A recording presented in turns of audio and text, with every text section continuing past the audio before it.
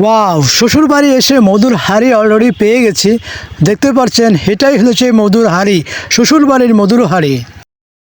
যেহেতু এই পিকনিকে সবাই রান্না কাজে সহযোগিতা করছিল, তাই আমি আর বসে না থেকে আমি জাল দেওয়ার কাজে সহযোগিতা করছিলাম। অ্যাকচুয়ালি রান্না শুরু থেকে শেষ পর্যন্ত, আর আমি এই বিষয়গুলো খুবই এনজয় করি, যার ফলে শ্বশুরবাড়ি থেকেও আমি বসে থাকতে পারি নাই। তো অলরেডি দেখতে পাচ্ছেন আমি নিজে রান্নার কাজে খুবই সহযোগিতা করছি। অ্যাকচুয়ালি আপনারা দেখতে পাচ্ছেন 4টে হাঁড়ি বসানো হয়েছে। এই 4টে হাঁড়িতেই খাসি গোশ রান্না করা হচ্ছে। আর যে রান্না করছে মূলত এখানে শ্বশুর আছে, আরও আত্মীয়স্বজন আছে, সবাই মিলে আমরা রান্না বান্না করছি। তো আমার কাজটা দেখতে পাচ্ছেন একেবারে খালি গায়ে লেগে গেছি। এখন এই রান্নাটা খুব জাল দেওয়া হচ্ছে, যাতে করে খুব দ্রুত রান্না কাজ সম্পন্ন করা হয়। ডাল রান্না করতে বেশ সময় লাগছিল।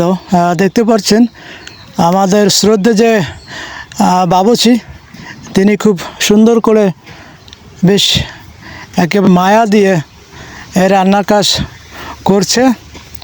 অ্যাকচুয়ালি এই রান্নাগুলো খুবই চমৎকার লাগবে আমার কাছে মনে হয়।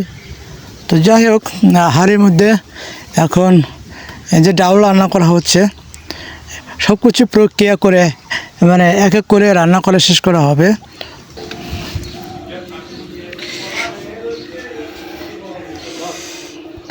দেখতে পাচ্ছেন এটি মাটির হাঁড়িতে ভাত রান্না করা হয়েছে। তো সেটা ভাতটা একটু নাড়াচাড়া করে দেওয়া হচ্ছে।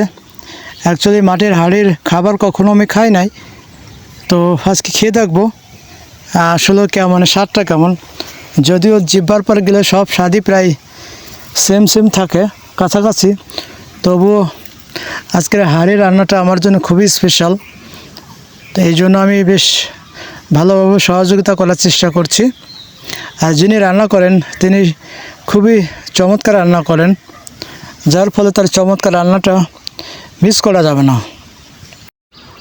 আমার শালাবাবু মনের মাধুলি দিয়ে গোশগুলো মশলার মধ্যে মাখাচ্ছে।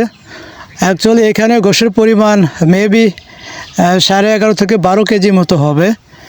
তো দেখতে পাচ্ছেন একেবারে খুব নিখুঁতভাবে বেশ পরিমাণে মশলা দিয়ে সুন্দর করে মাখানো হচ্ছে।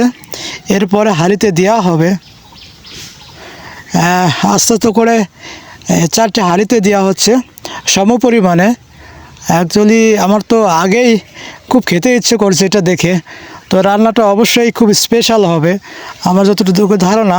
তো অলরেডি খাসি গোশ রান্না অলরেডি শুরু হয়ে গেছে 4টে হাঁড়িতে। এটা কিন্তু মাটির হাঁড়ি, সবাই কম বেশি জানেন। আপনারা তো বাসায় অনেকেই জেনারেল পাত্রে রান্না করেন, বাট মাটির হাঁড়িতেও রান্না কখনো করেন নাই। তো যদি পারেন একবার সুযোগ হলে রান্না করে দেখবেন, বিশেষ করে পিকনিক হিসেবে এটা খুবই আনন্দ দেবে। তো যাই হোক, আমরা রান্না শেষ পর্যন্ত অপেক্ষা করে দেখি কি হয়। ওই বাদাই দে, আমি আমাকে আমার মেয়ে খুশি হচ্ছে। ফাইনালি আমাদের রান্নাটা শেষ হয়ে গেল। ওয়াও, কি চমৎকার, একেবারে কালারফুল। খেয়ে মনে হচ্ছে খুবই ভালো লাগবে।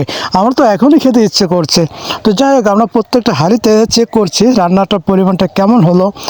আর রান্না শেষে একটা মশলা ওখানে দিয়ে দেওয়া হবে। তো অলরেডি আপনারা দেখতেই পাচ্ছেন এখানে মশলা, ফাইনালি একটা মশলা দেওয়া হচ্ছে। তো যাই হোক, ভিডিওটি ভালো লাগলে শেয়ার করে অন্যকে দেখা করার সুযোগ করে দেবেন। ভালো থাকবেন, আল্লাহ হাফেজ।